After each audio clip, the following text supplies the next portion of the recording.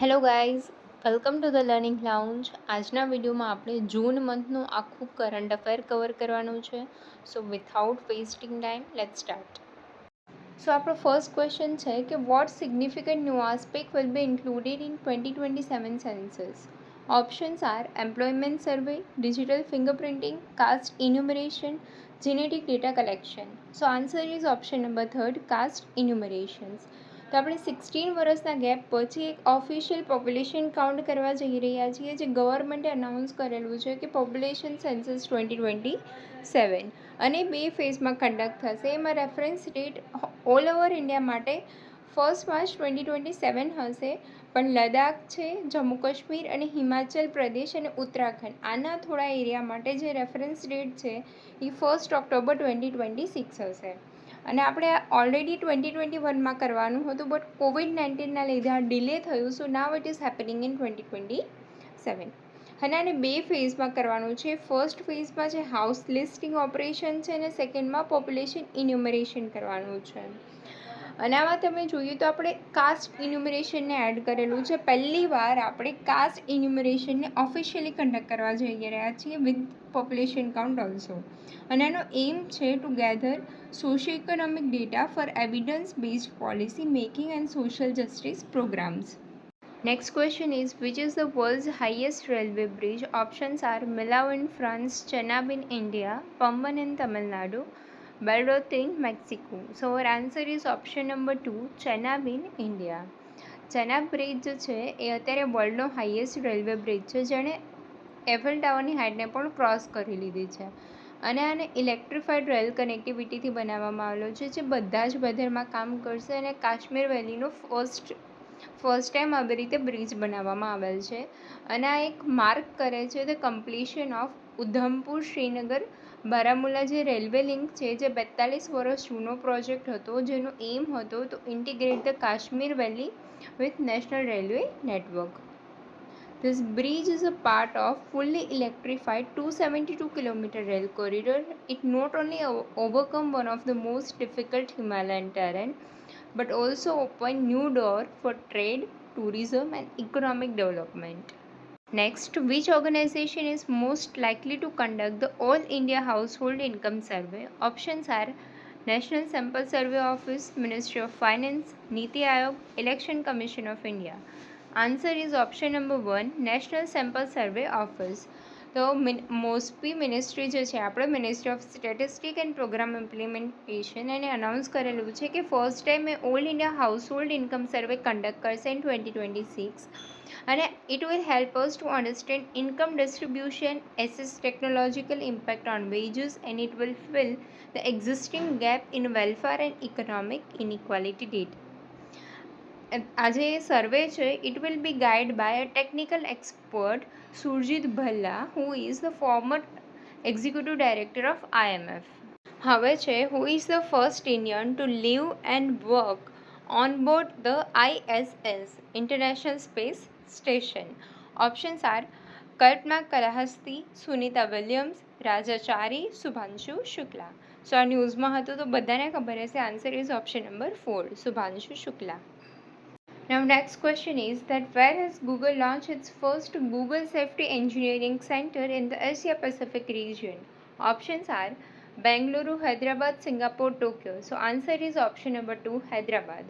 Recently Google પોતાનું Google Safety Engineering Center હૈદરાબાદમાં launch કરેલું છે. હવે નેક્સ્ટ ક્વેશ્ચન છે કે what is the name of the mobile app used for voting in Bihar's municipal elections? Options are vote Bihar, M voting, digi vote કે SEC BHR. તો આપણો આન્સર છે ઓપ્શન નંબર 4. સો અહીંયા બિહાર છે એ પહેલું ઇન્ડિયન સ્ટેટ બનેલું છે જેને મોબાઈલ ફોન થ્રુ વોટિંગ કરાવેલું છે in municipal election using the SEC BHR app which is developed by CDEC.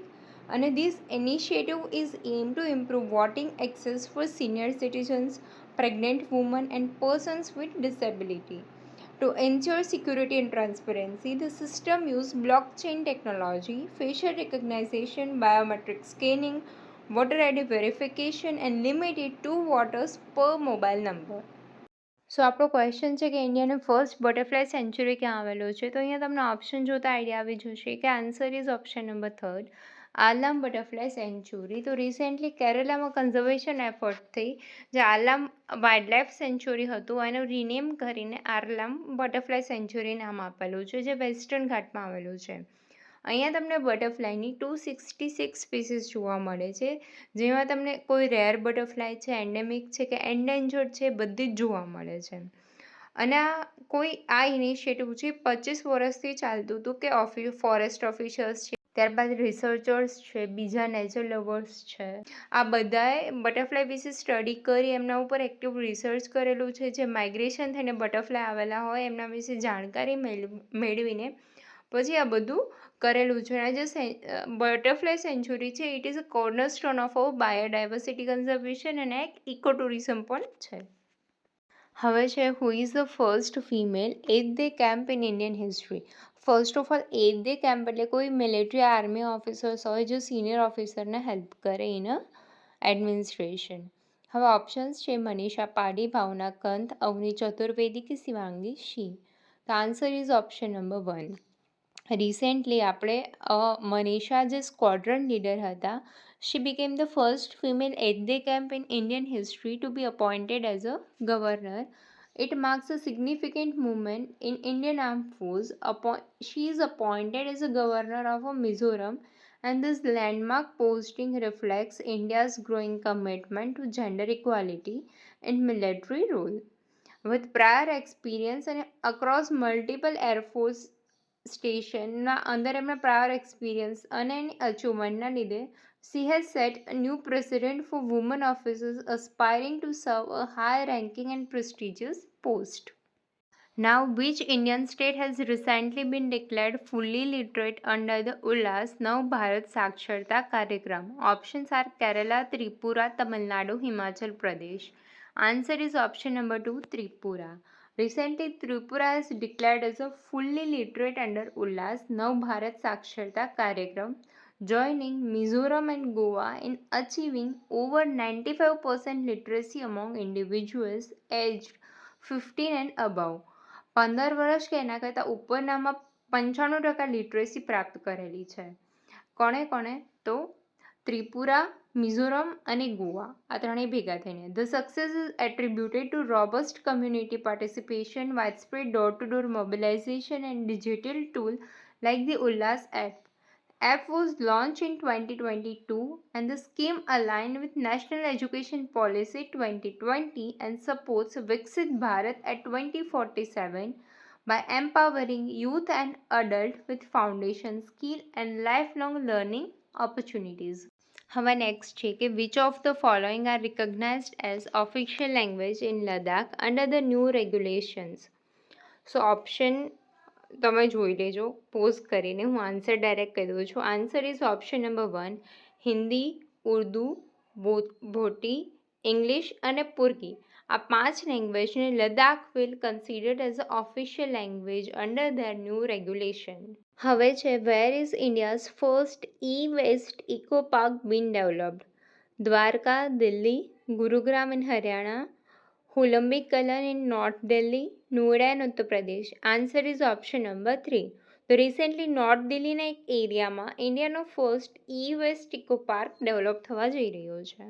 હવે છે કે મારુતિ સુઝુકીએ ઇન્ડિયાનો first largest automobile in plant railway siding ક્યાં ઇનોગ્રેટ કરેલો છે? So options are Gurugram, Pune, Manesar અને Faridabad. So answer is option number 3. તો રિસેન્ટલી મારુતિ સુઝુકીએ માનેસરમાં પોતાનો લાર્જેસ્ટ ઓટોમોબાઈલ પ્લાન્ટનું ઇનોગ્રેશન કરેલું છે. It marks a major step towards a green logistic અને આનું અલાઇનમેન્ટ છે પીએમ ગતિશક્તિ માસ્ટર પ્લાન સાથે. 452 કરોડની ફેસિલિટી છે. It is a part of 126 kilometre Haryana orbital rail corridor અને it will dispatch 4.5 lakh vehicle annually and cut 1.75 lakh ton of carbon dioxide emission, and it will save 60 million liter of fuel per year. સો આ કોને support કરે છે? તો ઇન્ડિયાનું જે vision છે net zero emission economy by 2070 એને support કરે છે. હવે નેક્સ્ટ છે કે what is the name of new platform launch by UPSC to connect private employers with non recommended candidates? Options are Bharat job portal, UPSC talent link, Naukri Manch કે પ્રતિભા સેતુ.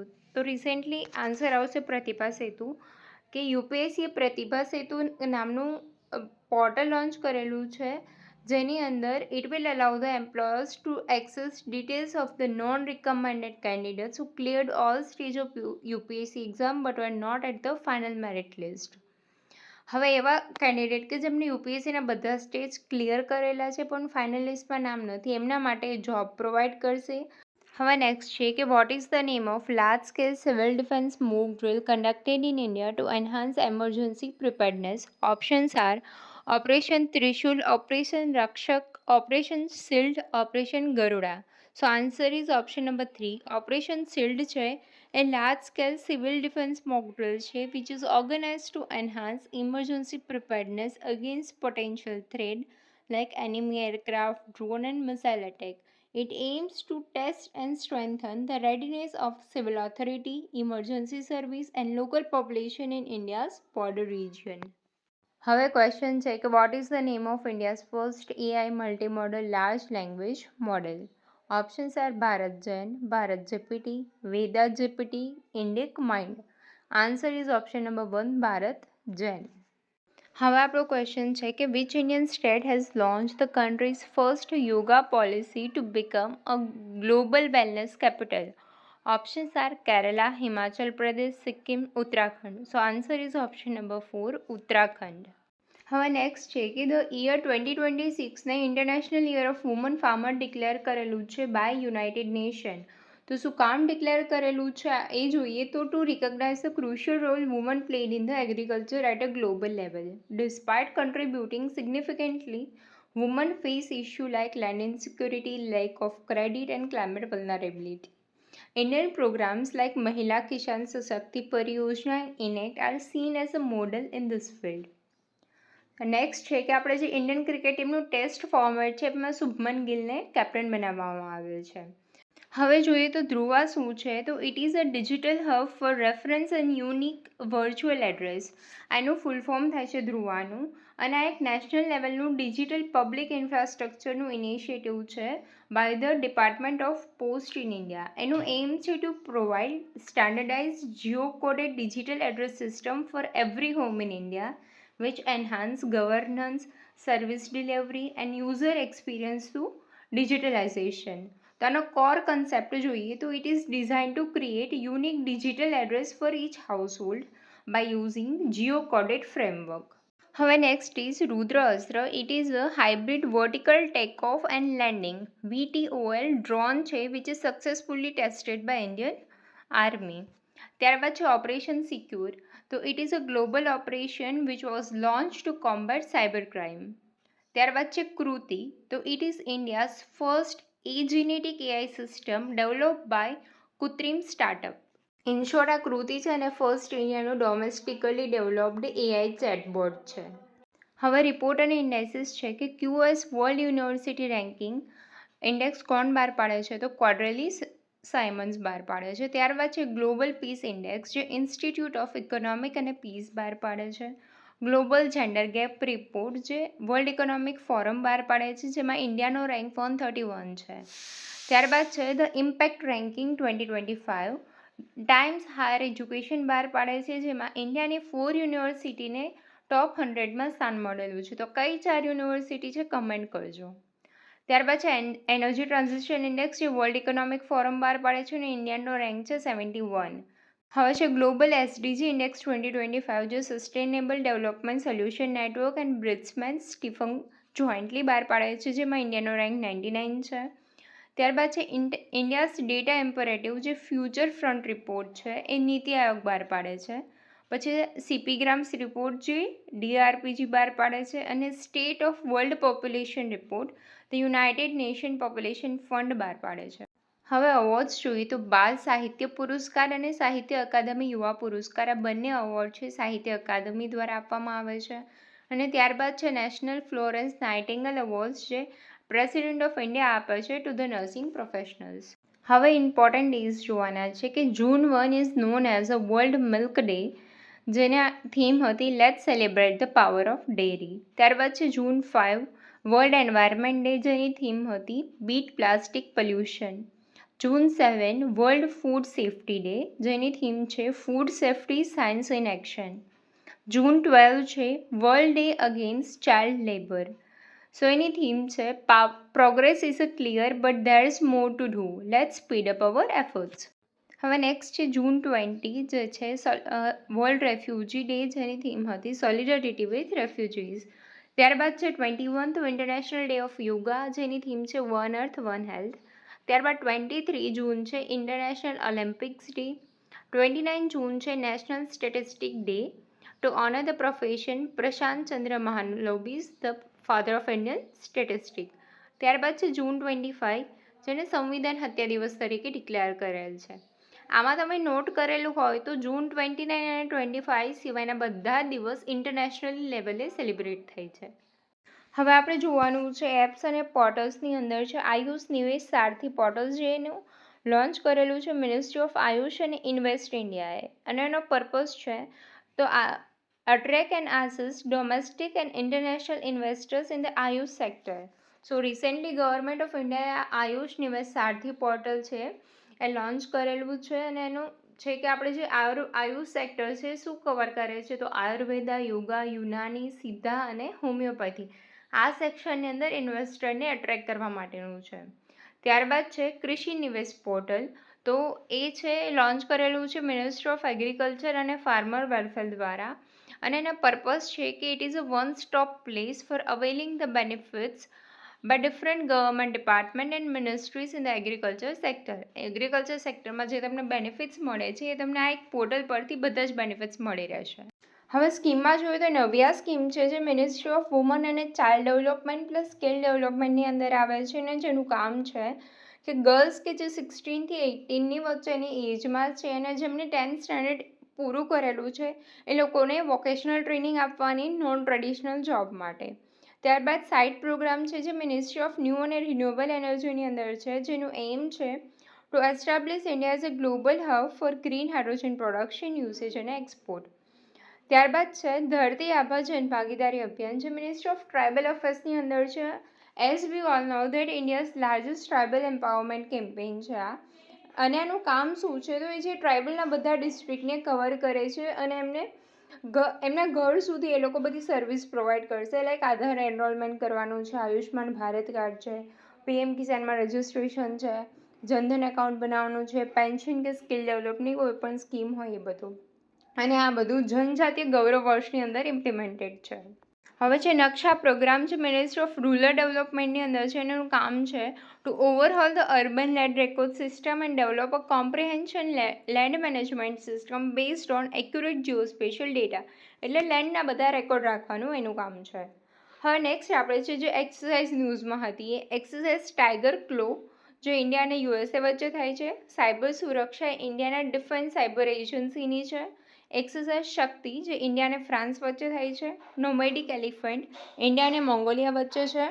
અને passage exercise, જે India અને યુકે વચ્ચે છે, અને which is a navy exercise. Okay future officers, thank you. અને જો તમને આ વિડીયો ગમ્યો હોય તો પ્લીઝ વિડીયોને લાઇક કરી દો, તમારા ફ્રેન્ડ્સ જોડે શેર કરી દો અને ચેનલને સબસ્ક્રાઈબ કરી દો. Thank you.